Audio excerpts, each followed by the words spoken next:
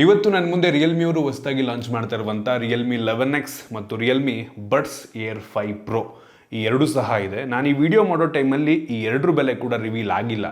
ನಾನು ಈ ಫೋನ್ನ ಸ್ಪೆಸಿಫಿಕೇಷನ್ ನೋಡಿ ಗೆಸ್ ಮಾಡ್ತಾ ಇದ್ದೀನಿ. ಈ ಸ್ಮಾರ್ಟ್ಫೋನ್ 11x ಏನಿದೆ ಇದು 14,000ರಿಂದ 15,000 ಪ್ರೈಸ್ ರೇಂಜಲ್ಲಿ ಲಾಂಚ್ ಆಗಬಹುದು ಅಂತ.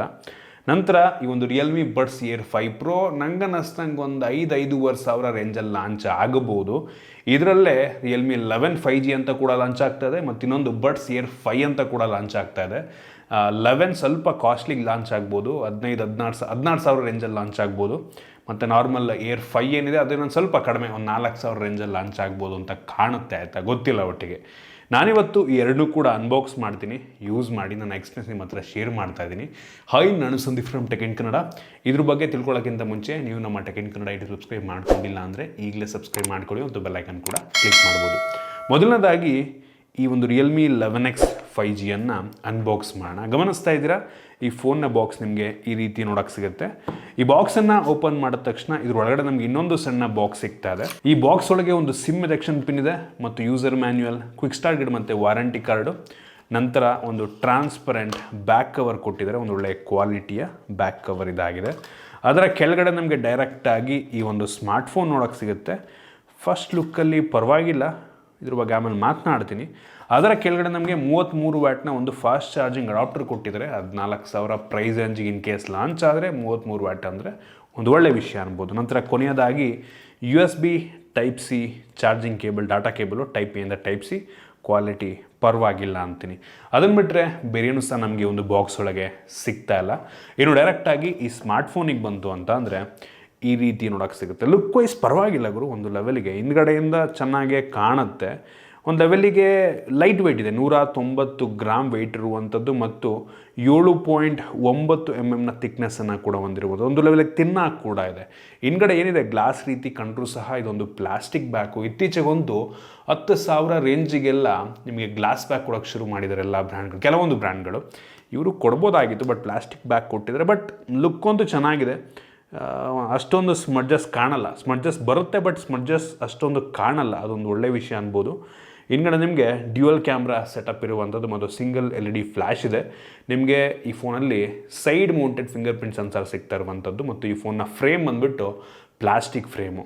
ಈ ಫೋನ್ನ ಮುಂದ್ಗಡೆಗೆ ಬಂತು ಅಂತಂದರೆ ಪಂಚೋಲ್ ಕ್ಯಾಮ್ರಾ ಸಿಗ್ತಾ ಇದೆ, ಒಂದು ಒಳ್ಳೆಯ ವಿಷಯ ಅಂತೀನಿ. ಬೆಝಲ್, ಬಾಟಮ್ ಬೆಝಲ್ ಸ್ವಲ್ಪ ಜಾಸ್ತಿ ಅಂತ ಅನ್ನಿಸ್ತು ಕಂಪ್ಯಾರಿಟಿವ್ಲಿ. ಪ್ರೈಸ್ ರೇಂಜಿಗೆ ಪರವಾಗಿಲ್ಲ ಅಂತೀನಿ. ಆಯಿತಾ, ಮುಂದ್ಗಡೆ ಒಂದು ಒಳ್ಳೆ ಲುಕ್ಕನ್ನು ಹೊಂದಿರುವಂಥ ಫೋನ್. ಆಲ್ರೆಡಿ ಸ್ಕ್ರೀನ್ ಗಾರ್ಡ್ ಹಾಕಿದರೆ, ನೀವು ಸಪ್ರೇಟಾಗಿ ಹಾಕೋ ಅವಶ್ಯಕತೆ ಇಲ್ಲ. ಫ್ರಂಟಲ್ಲಿ ಗ್ಲಾಸ್ ಇರೋದ್ರಿಂದ ಅಷ್ಟು ಈಸಿಯಾಗಿ ಸ್ಕ್ರ್ಯಾಚ್ ಕೂಡ ಆಗುವುದಿಲ್ಲ. ಈ ಫೋನಲ್ಲಿ ನಮಗೆ ಟೈಪ್ ಸಿ ಪೋರ್ಟ್ ಸಿಗ್ತಾ ಇದೆ, ಹೆಡ್ಫೋನ್ ಜಾಕ್ ಸಹ ಇರುವಂಥದ್ದು ಮತ್ತು ಡೆಡಿಕೇಟೆಡ್ SD ಕಾರ್ಡ್ ಸ್ಲಾಟ್ ಕೂಡ ಇದೆ. ಯಾವುದೇ IP ರೇಟಿಂಗನ್ನು ಇವರು ಕೊಟ್ಟಿಲ್ಲ. ಓವರಾಲ್ ನೋಡೋದಕ್ಕೆ ಹೋದರೆ ಈ ಪ್ರೈಸ್ ರೇಂಜಿಗೆ ಡಿಸೈನ್ ಮತ್ತು ಬಿಲ್ಡ್ ಕ್ವಾಲಿಟಿ ಪರವಾಗಿಲ್ಲ ಅಂತ. ನಾರ್ಮಲ್ ಎಲ್ಲರೂ ಕೊಡೋ ರೀತಿ ಕೊಟ್ಟಿದ್ದಾರೆ, ಏನೋ ಸ್ಪೆಷಲ್ ಇಲ್ಲ. ಗ್ಲಾಸ್ ಬ್ಯಾಕ್ ಕೊಟ್ಟಿದ್ರೆ ಹೆವಿ ಸ್ಪೆಷಲ್ ಅಂತ ಇದ್ದೆ. ಇನ್ನು ಡಿಸ್ಪ್ಲೇ ಬಗ್ಗೆ ಮಾತನಾಡಬೇಕಂತ ಅಂದರೆ ಈ ಫೋನಲ್ಲಿ 6.72 ಇಂಚಿನ ಫುಲ್ HD+ ರೆಸೊಲ್ಯೂಷನ್ನ ಹೊಂದಿರುವಂಥ IPS ಡಿಸ್ಪ್ಲೇ ಇದೆ. ಇದು 120 ಹರ್ಟ್ಸ್ನ ರಿಫ್ರೆಶ್ ರೇಟನ್ನು ಹೊಂದಿರುವಂಥ ಡಿಸ್ಪ್ಲೇ, 680 ನಿಟ್ಸ್ನ ಪೀಕ್ ಬ್ರೈಟ್ನೆಸ್ಸನ್ನು ಸಹ ಹೊಂದಿರುವಂಥದ್ದು. ಒಂದು ಲೆವೆಲಿಗೆ ಬ್ರೈಟ್ ಆಗಿದೆ, ಬಿಸಿಲಿಗೆ ಹೋದ್ರೂ ಕೂಡ ಒಂದು ಲೆವೆಲಿಗೆ ಬ್ರೈಟಾಗಿ ಕಾಣುತ್ತೆ. ಈ ಬೆಲೆಗೆ ಕೆಲವೊಂದು ಬ್ರ್ಯಾಂಡ್ಗಳು ಅಮೋಲೆಡ್ ಡಿಸ್ಪ್ಲೇನ ಕೂಡ ಕೊಡ್ತಾರೆ, ಇವರು ಕೊಟ್ಟಿಲ್ಲ. ಬಟ್ IPS ನೀಡಿ 120 ಹರ್ಟ್ಸ್ ನೀಡಿ ಕಾಂಪನ್ಸೇಟ್ ಮಾಡಿದೆ. ಇದು ಡೈನಾಮಿಕ್ ಡಿಸ್ಪ್ಲೇ. ಅವಶ್ಯಕತೆ ಇರೋ ಟೈಮಲ್ಲಿ 45 ಹರ್ಟ್ಸಿಂದ 48, 60, 90, 120 ಸೊ ವೇರಿ ಆಗುತ್ತೆ. ಆಯಿತಾ, ಸೊ LTPO ಅಲ್ಲ, ಡೈನಾಮಿಕ್ಕು. ಹೆವಿ ಜಾಸ್ತಿ ರಿಫ್ರೆಶ್ ರೇಟ್ ವೇರಿ ಆಗಲ್ಲ. ಅವಶ್ಯಕತೆ ಇರಬೇಕಾದ್ರೆ ಸ್ವಲ್ಪ ಚೇಂಜ್ ಮಾಡೋ ಒಂದು ಒಳ್ಳೆಯ ವಿಷಯ, ಅಟ್ಲೀಸ್ಟ್ ಡೈನಾಮಿಕ್ ಕೊಟ್ಟಿದ್ದಾರೆ. ಸೊ ಡಿಸ್ಪ್ಲೇ ಪರವಾಗಿಲ್ಲ ಅಂತೀನಿ. ವ್ಯೂಯಿಂಗ್ ಆ್ಯಂಗಲ್ ತುಂಬ ಚೆನ್ನಾಗಿದೆ. ಬ್ಲ್ಯಾಕ್ಸ್ ಎಲ್ಲ ಒಂದು ಲೆವೆಲ್ ಡೀಪ್ ಬ್ಲ್ಯಾಕ್ ಕಾಣುತ್ತೆ. ಅಮೋಲೆಡ್ ಕೊಟ್ಟರೆ ಚೆನ್ನಾಗಿರೋದು, ಬಟ್ ಏನು ಪ್ರಾಬ್ಲಮ್ ಇಲ್ಲ. ಈ ಬೆಲೆಗೆ ಇನ್ ಕೇಸ್ 14,000 ರೂಪಾಯಿಗೆ ಲಾಂಚ್ ಆದರೆ, ಆಯಿತಾ, ನಾನು ಜಡ್ಜ್ ಮಾಡ್ತಿರೋದು 14,000 ರೂಪಾಯಿಗೆ, ಅದಕ್ಕಿಂತ ಜಾಸ್ತಿಗಾದರೆ ಆಯಿತಾ, ಡಿಸ್ಪ್ಲೇ ಪರವಾಗಿಲ್ಲ, ಚೆನ್ನಾಗಿದೆ ಅಂತೀನಿ. ಆಯಿತಾ, ಇನ್ನು ವೇರಿಯಂಟ್ಗಳ ಬಗ್ಗೆ ಮಾತನಾಡಬೇಕು ಅಂತ ಅಂದರೆ ಸದ್ಯಕ್ಕೆ ಈ ಸ್ಮಾರ್ಟ್ಫೋನ್ 2 ವೇರಿಯಂಟಲ್ಲಿ ಲಾಂಚ್ ಆಗ್ತದೆ. 6GB ರ್ಯಾಮ್ ಮತ್ತು 128GB ಸ್ಟೋರೇಜು, ಮತ್ತು ಇನ್ನೊಂದು 8GB ರ್ಯಾಮ್ ಮತ್ತು 128GB ಸ್ಟೋರೇಜು. ಇದರಲ್ಲಿರುವಂಥ ರ್ಯಾಮ್ ಬಂದ್ಬಿಟ್ಟು LPDDR4X ರ್ಯಾಮು, ನಾರ್ಮಲ್ ಸ್ಟ್ಯಾಂಡರ್ಡ್ ಈ ಪ್ರೈಸ್ ರೇಂಜಿಗೆ, ಮತ್ತು UFS 2.2 ಸ್ಟೋರೇಜು. ಇದು ಕೂಡ ಸ್ಟ್ಯಾಂಡರ್ಡ್ ಅನ್ಬೋದು, ಏನು ಸ್ಪೆಷಲ್ ಇಲ್ಲ, ಎಲ್ಲರೂ ಕೊಡೋದನ್ನೇ ಇವರು ಕೂಡ ಕೊಟ್ಟಿದ್ದಾರೆ. ಸೊ ನಿಮಗೆ ಎಕ್ಸ್ಟೆಂಡೆಡ್ ರ್ಯಾಮ್ ಕೂಡ ಸಿಗುತ್ತೆ, ಅವಶ್ಯಕತೆ ಇಂಟರ್ನಲ್ ಸ್ಟೋರೇಜ್ನ ರ್ಯಾಮ್ ರೀತಿ ಕೂಡ ಯೂಸ್ ಮಾಡಿಕೊಡುತ್ತೆ. ಇನ್ನು ಪ್ರೊಸೆಸರ್ ಬಗ್ಗೆ ಮಾತನಾಡಬೇಕು ಅಂತ ಅಂದರೆ ಈ ಫೋನಲ್ಲಿ ಹೇಳ್ಕೊಳ್ಳೋಕ್ಕೊಂದು ಹೊಸ ಪ್ರೊಸೆಸರ್ ಇದೆ. Dimensity 6100 plus processor, 5G processor. ನಾನು ಅಂಥದ್ದು ಬೆಂಚ್ ಮಾರ್ಕ್ ಚೆಕ್ ಮಾಡಿದಂಗೆ ಸುಮಾರು 4,30,000 ತನಕ ರೇಟಿಂಗನ್ನು ಕೊಡಬಲ್ಲಂಥ ಸಾಮರ್ಥ್ಯ ಈ ಒಂದು ಪ್ರೊಸೆಸರ್ ಇರುವಂಥದ್ದು. ಏನು ಸ್ಪೆಷಲ್ ಅಲ್ಲ ಆಯಿತಾ. ಈ ಬೆಲೆಗೆ ನೀವು ಮೆಜಾರಿಟಿ ಯಾವುದೇ ಫೋನ್ ತೊಗೊಳ್ಳಿ ನಂಗನ್ನಿಸ್ದಂಗೆ ಇಷ್ಟೇ ಪವರನ್ನು ಹೊಂದಿರುವಂಥ ಪ್ರೊಸೆಸರ್ಗಳು ಸಿಗ್ತವೆ. 6080 ಡೈಮೆನ್ಸಿಟಿಯಲ್ಲೇ ಇದೆ, ಸೇಮ್ ಇದೇ ಬೆಲೆಗೆ ಸಿಗುತ್ತೆ. ಅದು ಕೂಡ ಆಲ್ಮೋಸ್ಟ್ ಸೇಮ್ ಪರ್ಫಾರ್ಮೆನ್ಸನ್ನು ನೀಡುತ್ತೆ, ಏನು ಸ್ಪೆಷಲ್ ಇಲ್ಲ ಆಯಿತಾ. ಎಲ್ಲರೂ ಕೊಡೋದನ್ನೇ ಇವರು ಕೊಟ್ಟಿದ್ದಾರೆ. BGMI ಗೇಮನ್ನು ನಾವು ಟೆಸ್ಟ್ ಮಾಡ್ದಂಗೆ ಸ್ಮೂತ್ ಸೆಟ್ಟಿಂಗಲ್ಲಿ ನೀವು ಇಟ್ಕೊಂಡ್ರೆ ಅಲ್ಟ್ರಾದಲ್ಲೇ ಆಡ್ಬೋದು, ಸ್ವಲ್ಪ ಲ್ಯಾಗ್ ಆಗಲ್ಲ. ಬ್ಯಾಲೆನ್ಸ್ಡಲ್ಲಿ ಇಟ್ಕೊಂಡ್ರಿ ಅಂತ ಅಂದರೆ ಅಲ್ಟ್ರಾ ಸ್ವಲ್ಪ ಲ್ಯಾಗ್ ಆಗುತ್ತೆ, ಹೈಯಲ್ಲಿ ಒಂದು ಲೆವೆಲಿಗೆ ಸ್ಮೂತಾಗಿ ಆಡ್ಬೋದು. HD ಇಟ್ಕೊಂಡ್ರಿ ಅಂತ ಅಂದರೆ ನೀವು ಯಾವುದೇ ಸೆಟ್ಟಿಂಗ್ ಇಟ್ಕೊಂಡ್ರೂ ಕೂಡ ಲ್ಯಾಗ್ ಆಗ್ತಾಯಿದೆ.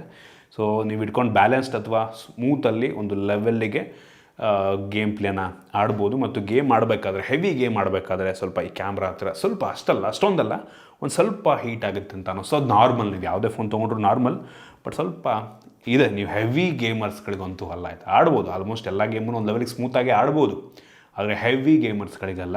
ಮತ್ತು ಯಾವ ಅಪ್ಲಿಕೇಶನ್ ಬೇಕಾದರೂ ಒಂದು ಲೆವೆಲಿಗೆ ಸ್ಮೂತಾಗಿ ರನ್ ಮಾಡುತ್ತೆ, ತೊಂದರೆ ಇಲ್ಲ ಆಯಿತಾ. ಬಟ್ ಫ್ಲ್ಯಾಗ್ಶಿಪ್ ಲೆವೆಲ್ ಎಕ್ಸ್ಪೀರಿಯನ್ಸ್ ನೀವು ಎಕ್ಸ್ಪೆಕ್ಟ್ ಮಾಡೋದಕ್ಕೆ ಹೋಗ್ಬೇಡಿ ಈ ಒಂದು ಬೆಲೆಗೆ. ಇನ್ನು ಈ ಫೋನ್ನ ಕ್ಯಾಮ್ರಾ ಬಗ್ಗೆ ಮಾತನಾಡಬೇಕು ಅಂತಂದರೆ ಈ ಫೋನಲ್ಲಿ ರೇರಲ್ಲಿ 2 ಕ್ಯಾಮ್ರಾ ಇದೆ. ಅದರಲ್ಲಿ ಮೈನ್ ಸೆನ್ಸಾರ್ ಬಂದುಬಿಟ್ಟು 64 MP ಮೈನ್ ಸೆನ್ಸಾರ್. ಇದು ತೆಗೆಯುವಂಥ ಫೋಟೋ ಡೇ ಲೈಟಲ್ಲಿ ಚೆನ್ನಾಗಿ ತೆಗೆಯುತ್ತೆ, ಸಗಲಾಗಿ ತೆಗೆಯುತ್ತೆ ಆಯಿತಾ. ಯಾವ ಫೋನಿಗೆ ಕಂಪೇರ್ ಮಾಡಿದ್ರು ಕೂಡ ಒಂದು ಒಳ್ಳೆಯ ಫೋಟೋ ಅಂತ ಅನಿಸುತ್ತೆ. ಆ ಸ್ಯಾಂಪಲ್ ನಾನು ನಿಮಗೆ ತೋರಿಸ್ತಾ ಇದ್ದೀನಿ. ಬಟ್ ಒಳಗಡೆ ಪರವಾಗಿಲ್ಲ ಅಂತೀನಿ ಆಯಿತಾ. ಅಂತ ಈ ಬೆಲೆಗೆ ನೀವು ಮೆಜಾರಿಟಿ ಯಾವ ಫೋನ್ ತೊಗೊಂಡ್ರು ಕೂಡ ಕತ್ಲೆ ಇರೋ ಟೈಮಲ್ಲಿ ಸಿಮಿಲರ್ ಕ್ವಾಲಿಟಿನೇ ಕೊಡುತ್ತೆ. ಸೊ ಪರವಾಗಿಲ್ಲ, ಸೆನ್ಸಾರ್ ಚೆನ್ನಾಗಿದೆ, ಒಳ್ಳೆ ಫೋಟೋ ನೀಡುತ್ತೆ. ಅದನ್ನು ಬಿಟ್ಟು ಇನ್ನೊಂದು 2 MP ಡೆಪ್ತ್ ಸೆನ್ಸಾರ್ ಕೊಟ್ಟಿದ್ದಾರೆ, ಬ್ಯಾಕ್ಗ್ರೌಂಡ್ ಬ್ಲರ್ ಮಾಡೋಕ್ಕೆ ಪೋರ್ಟ್ರೇಟ್ ಲೆನ್ಸ್ ರೀತಿ ಕೆಲಸವನ್ನು ಮಾಡುತ್ತೆ. ಅದರ ಅವಶ್ಯಕತೆ ಏನಿಲ್ಲ. ಇನ್ನು ಫ್ರಂಟ್ ಕ್ಯಾಮ್ರಾಗೆ ಬಂತು ಅಂತ ಅಂದರೆ 8 MP ಫ್ರಂಟ್ ಕ್ಯಾಮ್ರಾ ಇದೆ. ಫ್ರಂಟ್ ಕ್ಯಾಮ್ರಾ ಕ್ಲಾರಿಟಿ ಕೂಡ ಒಂದು ಲೆವೆಲಿಗೆ ಚೆನ್ನಾಗಿದೆ ಅನ್ನಿಸ್ತು. ಆ ಸ್ಯಾಂಪಲ್ ನಾನು ನಿಮಗೆ ತೋರಿಸ್ತಾ ಇದ್ದೀನಿ ಆಯಿತಾ. ಸೊ ಡೀಟೇಲ್ಸ್ ಎಲ್ಲ ಒಂದು ಲೆವೆಲಿಗಿದೆ. 8 MP ಆಗಿರೋದ್ರಿಂದ ಹೆವಿ ಜಾಸ್ತಿ ಎಕ್ಸ್ಪೆಕ್ಟೇಷನ್ ಇಟ್ಕೊಳ್ಳೋಕೆ ಹೋಗ್ಬೇಡಿ. ಸ್ವಲ್ಪ ರೆಸೊಲ್ಯೂಷನ್ ಎಲ್ಲ ತುಂಬ ಜಾಸ್ತಿ ಬರಲ್ಲ, ಬಟ್ ಕ್ಲಾರಿಟಿ ಪರವಾಗಿಲ್ಲ ಅಂತ ಅನ್ನಿಸ್ತು ನನಗೆ. ಇನ್ನು ಫ್ರಂಟ್ ಮತ್ತು ಬ್ಯಾಕ್ ಎರಡೂ ಕೂಡ ಫುಲ್ HD ರೆಸೊಲ್ಯೂಷನಲ್ಲಿ ವೀಡಿಯೋ ರೆಕಾರ್ಡ್ ಮಾಡುತ್ತೆ. ಓವರಾಲ್ ಕ್ಯಾಮ್ರಾ ನನಗೆ ಪರವಾಗಿಲ್ಲ ಅನ್ನಿಸ್ತು ಆಯಿತಾ. ಆ ಸ್ಯಾಂಪಲ್ ನೋಡಿ ನೀವೇ ಜಡ್ಜ್ ಮಾಡ್ಬೋದು. ಡೇ ಲೈಟಲ್ಲಿ ಒಂದು ಒಳ್ಳೆಯ ಫೋಟೋನ ತೆಗೆಯುತ್ತೆ. ಇನ್ನು ಸೆಕ್ಯೂರಿಟಿ ಬಗ್ಗೆ ಮಾತನಾಡಬೇಕು ಅಂತ ಅಂದರೆ ಈ ಫೋನಲ್ಲಿ side mounted fingerprint sensor ಸಿಗ್ತಾ ಇದೆ, ನೋಡ್ತಾ ಇದ್ದೀರಾ. ಹೆವಿ ಫಾಸ್ಟ್ ಆಗಿದೆ, ಹೆವಿ ರೆಸ್ಪಾನ್ಸಿವ್ ಆಗಿದೆ. ಟಚ್ ಮಾಡಿದ ತಕ್ಷಣ ಪಟ್ ಅಂತ ಓಪನ್ ಆಗುತ್ತೆ. ಮತ್ತು ಫೇಸ್ ಅನ್ಲಾಕ್ ಸಹ ಇರುವಂಥದ್ದು. ಫೇಸು ಸ್ಟ್ರೈಟ್ ಆಗಿದ್ದಾಗ ಪಟ್ ಪಟ್ ಪಟ್ ಅಂತ ಅನ್ಲಾಕ್ ಮಾಡೋದು ಹೆವಿ ಫಾಸ್ಟ್ ಆಗಿದೆ, ಸೂಪರ್ ಅಂತೀನಿ. ಇನ್ನು ಬ್ಯಾಟ್ರಿ ಬಗ್ಗೆ ಮಾತನಾಡಬೇಕಂತ ಅಂದರೆ ಸ್ಟ್ಯಾಂಡರ್ಡ್ 5000 mAh ಕೆಪಾಸಿಟಿ ಬ್ಯಾಟ್ರಿ ಇದೆ. ಮತ್ತು ಬಾಕ್ಸ್ ಒಳಗೆ 33 ವ್ಯಾಟ್ನ ಫಾಸ್ಟ್ ಚಾರ್ಜಿಂಗ್ ಅಡಾಪ್ಟರ್ ಕೊಟ್ಟಿದ್ದಾರೆ. 30 ನಿಮಿಷದಲ್ಲಿ 50% ಚಾರ್ಜ್ ಮಾಡುತ್ತೆ. 1 ಗಂಟೆಲಿ ಅಪ್ರಾಕ್ಸಿಮೇಟ್ಲಿ ಫುಲ್ ಚಾರ್ಜ್ ಮಾಡುತ್ತೆ. ಈ ಬೆಲೆಗೆ 33 ವ್ಯಾಟ್ ಅಂದರೆ ಓಕೆ. 14,000 ರೂಪಾಯಿಗೆ ಲಾಂಚ್ ಆದರೆ ಹೇಳ್ತಾ ಇರೋದು ನಾನು. 15,000 ರೂಪಾಯಿಗೆ ಕೆಲವೊಂದು ಬ್ರ್ಯಾಂಡ್ಗಳು 67 ವ್ಯಾಟ್ನೇ ಕೊಡ್ತಾರೆ, 67-68 ವ್ಯಾಟ್ ಚಾರ್ಜರ್ನೇ ಕೊಡ್ತಾ ಇದ್ದಾರೆ ರೀಸೆಂಟಾಗಿ. ಇದು 14,000 ರೂಪಾಯಿಗೆ ಜಡ್ಜ್ ಮಾಡ್ತಾ ಇದ್ದೀನಿ. ಸೊ ಅದರಿಂದ 33 ವ್ಯಾಟು ಓಕೆ ಅನ್ಬೋದು, ಬೆಸ್ಟ್ ಅನ್ನಲ್ಲ ಓಕೆ ಅಂತ ಅನ್ಬೋದು. ಇನ್ನು OSನ ಬಗ್ಗೆ ಮಾತನಾಡಬೇಕು ಅಂದರೆ ಇದರಲ್ಲಿ ಆ್ಯಂಡ್ರಾಯ್ಡ್ 13 ಬೇಸ್ ಮೇಲೆ ರನ್ ಆಗ್ತಿರುವಂಥ ರಿಯಲ್ಮಿ UI ಇರುವಂಥದ್ದು. ಇದರಲ್ಲಿ ಕೆಲವೊಂದು ಬೇಡದಂಥ ಅಪ್ಲಿಕೇಶನ್ ಎಲ್ಲ ಇದೆ. ಸ್ನ್ಯಾಪ್ಚಾಟ್ ಅಂತೆ, ಡೇಲಿಯಂಟ್ ಅಂತೆ, ಜೋಶ್ ಅಂತೆ, ಅನೇಕ ಬೇಡದಂಥ ಅಪ್ಲಿಕೇಶನ್ ಇದೆ. ಅದನ್ನು ನೀವು ಅನ್ಇನ್ಸ್ಟಾಲ್ ಕೂಡ ಮಾಡ್ಬೋದು. ಒಟ್ಟಿಗೆ ಸ್ಮೂತಾಗಿದೆ, ಚೆನ್ನಾಗಿ ಆಪ್ಟಿಮೈಸ್ ಮಾಡಿದ್ದಾರೆ ಈ ಒಂದು ಹೈಯರ್ ರಿಫ್ರೆಶ್ ರೇಟಿಗೆ. Close to stock Android experience ನಿಮಗೆ ಇದರಲ್ಲಿ ಸಿಗುತ್ತೆ ಆಯಿತಾ. ಸ್ಮೂತಾಗಿದೆ, ಪರವಾಗಿಲ್ಲ. ನಂಗೆ ಅನ್ನಿಸ್ದಂಗೆ ರಿಯಲ್ಮಿನವರು 1 ವರ್ಷ ಆ್ಯಂಡ್ರಾಯ್ಡ್ ಅಪ್ಡೇಟ್ ಕೊಡ್ಬೋದು ಯೂಶಲಿ. ಇದು ಒಂದು entry level mid end phone ಆಗಿರೋದ್ರಿಂದ OS ಪರವಾಗಿಲ್ಲ, ಒಂದು ಲೆವೆಲಿಗೆ ಚೆನ್ನಾಗಿದೆ. ಇನ್ನು ಈ ಫೋನಲ್ಲಿ ನಮಗೆ ಡ್ಯೂಯಲ್ ಬ್ಯಾಂಡ್ ವೈಫೈ ಸಪೋರ್ಟ್ ಸಿಗ್ತಾ ಇದೆ. ವೈಫೈ 6 ಇಲ್ಲ ಆಯಿತಾ. ಮತ್ತು ಬ್ಲೂಟೂತ್ 5.2 ಕೂಡ ಇರುವಂಥದ್ದು. ಮತ್ತು speaker, mono speaker, bottom firing ಸ್ಪೀಕರ್ನ ಕ್ಲಾರಿಟಿ ಪರವಾಗಿಲ್ಲ, ಚೆನ್ನಾಗಿದೆ. ಒಂದು ಲೆವೆಲಿಗೆ ಜೋರಾಗಿ ಹೇಳಿದೆ, ಒಂದು ಲೆವೆಲಿಗೆ ಆಯಿತಾ. ಮತ್ತು ಎಲ್ಲ ಅವಶ್ಯಕತೆ ಇರುವಂಥ ಬೇಸಿಕ್ ಸೆನ್ಸರ್ಸ್ನ ಕೂಡ ಆ್ಯಡ್ ಮಾಡಿದರೆ ಕ್ಯಾರಿಯರ್ ಅಗ್ರಿಗೇಷನ್ ಸಿಗ್ತಾ ಇದೆ. ಮತ್ತು ಈ ಫೋನಲ್ಲಿ ನಮ್ಮ ಭಾರತದ ಎಲ್ಲ 5G ಬ್ಯಾಂಡ್ಗಳು ಸಪೋರ್ಟ್ ಆಗುತ್ತೆ. ಸೊ ಇದಿಷ್ಟು ಈ ಫೋನಿಂದು ಕೆಲವೊಂದು ಮೇನ್ ಫೀಚರ್ಸ್ ಆಯಿತಾ. ಸೊ ನನ್ನ ಫೈನಲ್ ಒಂದು ಕನ್ಕ್ಲೂಷನ್ ಏನಪ್ಪ ಅಂತ ಅಂದರೆ ಈ ಫೋನ್ ಏನಾದರೂ 14,000 ರೂಪಾಯಿಗೆ ಲಾಂಚ್ ಆದರೆ ಅಥವಾ ಮ್ಯಾಕ್ಸಿಮಮ್ 14,500 ರೂಪಾಯಿಗೆ ಲಾಂಚ್ ಆದರೆ ಒಂದೊಳ್ಳೆ ಫೋನ್ ಆಗುತ್ತೆ ಆಯಿತಾ. ಅದಕ್ಕಿಂತ ಜಾಸ್ತಿ ಲಾಂಚ್ ಆದರೆ ಬೇಡ ಅಂತೀನಿ. ಏನಕ್ಕೆ ಅಂದರೆ ಇತ್ತೀಚೆಗಂತೂ ಕೆಲವೊಂದು ಸಣ್ಣ ಸಣ್ಣ ಬ್ರ್ಯಾಂಡ್ಗಳೇ ₹15,000 ಇಷ್ಟೇ ಸ್ಪೆಸಿಫಿಕೇಷನ್ನ, ಇದಕ್ಕಿಂತ ಜಾಸ್ತಿ ಫಾಸ್ಟ್ ಚಾರ್ಜರ್ನೆಲ್ಲ ನೀಡಿ ₹15,000 ಲಾಂಚ್ ಮಾಡ್ತಾ ಇದ್ದಾರೆ ಆಯಿತಾ. ಅವರಿಗೆ ಟಕ್ಕರ್ ಕೊಡಬೇಕು, ಅವ್ರಿಗೆ ಕಾಂಪಿಟೇಷನ್ ಕೊಡಬೇಕು ಅಂದರೆ ರಿಯಲ್ಮಿನವರು ₹15,000 ಒಳಗೆ ಈ ಫೋನ್ ಲಾಂಚ್ ಮಾಡಬೇಕು. ಸೊ ನಾನು ಅನ್ಕೋತಾ ಇದ್ದೀನಿ 14,000 14,500 ಅಪ್ಪ ಕಷ್ಟಪಟ್ಟರೆ ₹15,000 ಮ್ಯಾಕ್ಸಿಮಮ್ಮು ಆಯಿತಾ.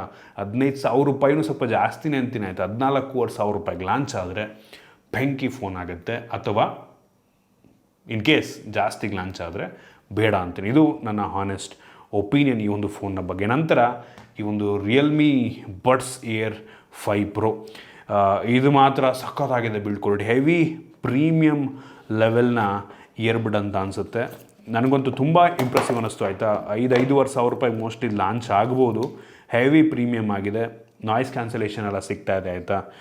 ನೋಡೋದಕ್ಕೊಂಥರ ಕಿವಿಲಿ ಹಾಕ್ಕೊಂಡ್ರೆ ಆ್ಯಪಲ್ದು ಏರ್ಪಾಡ್ಸ್ ರೀತಿ ಅನಿಸುತ್ತೆ. ಅಷ್ಟೇ ಒಳ್ಳೆಯ ಬಿಲ್ಡನ್ನು ಕೊಟ್ಟಿದ್ದಾರೆ, ಚೆನ್ನಾಗಿದೆ, ಕ್ಲಾರಿಟಿ ಕೂಡ ಚೆನ್ನಾಗಿದೆ, ನಾಯ್ಸ್ ಕ್ಯಾನ್ಸಲೇಷನ್ ಕೂಡ ತುಂಬ ಚೆನ್ನಾಗಿದೆ ಆಯಿತಾ. ನೋಡಿ, ನಿಮಗೆ ₹5,500 ಬಡ್ಜೆಟ್ ಇದ್ದರೆ ಈ ಬ್ರ್ಯಾಂಡಲ್ಲಿ ನೀವು ಇಯರ್ಫೋನ್ ತೊಗೋಬೋದು ಅಂತ ಅನಿಸಿದ್ರೆ ಇದನ್ನು ಪ್ರಿಫರ್ ಮಾಡ್ಬೋದು. ಒಟ್ಟಿಗೆ ಇಷ್ಟ ಆಯ್ತು ನನಗೆ. ಎಲ್ಡ್ಯಾಕ್ ಎಲ್ಲ ಇದೆ, ಐರಸ್ ಆಡಿಯೋ ಎಲ್ಲ ಸಪೋರ್ಟ್ ಆಗುತ್ತೆ ಇದರಲ್ಲಿ. ಇಂಪ್ರೆಸಿವ್ ಇಯರ್ಬಡ್ಸ್ ಅಂತ ಅನ್ಬೋದು. ಇದಿಷ್ಟು ಈ ಒಂದು 11X ಮತ್ತು ಈ ಒಂದು ಬಡ್ಸ್ ಏರ್ 5 Proನ ಬಗ್ಗೆ. ನಿಮಗೇನು ಅನ್ನಿಸ್ತಾ ಕಾಮೆಂಟ್ ಮಾಡಿ, ಕನ್ನಡದಲ್ಲೇ ಕಾಮೆಂಟ್ ಮಾಡಿ. ಇಷ್ಟ ಆಗಿದ್ದರೆ ಲೈಕ್ ಮಾಡ್ಬೋದು, ಶೇರ್ ಮಾಡಿ. ಈ ರೀತಿ ನಮ್ಮ ಬೇರೆ ಬೇರೆ ವೀಡಿಯೋಗಳಿಗೆ ನಮ್ಮ tech in Kannada YouTube subscribe ಮಾಡ್ಕೊಂಡಿಲ್ಲ ಅಂದರೆ ಈಗಲೇ ಸಬ್ಸ್ಕ್ರೈಬ್ ಮಾಡ್ಕೊಳ್ಳಿ ಮತ್ತು ಬೆಲ್ ಐಕಾನ್ ಕೂಡ ಕ್ಲಿಕ್ ಮಾಡ್ಬೋದು. ಸಿಗೋಣ ಮುಂದಿನ ವೀಡಿಯೋದಲ್ಲಿ.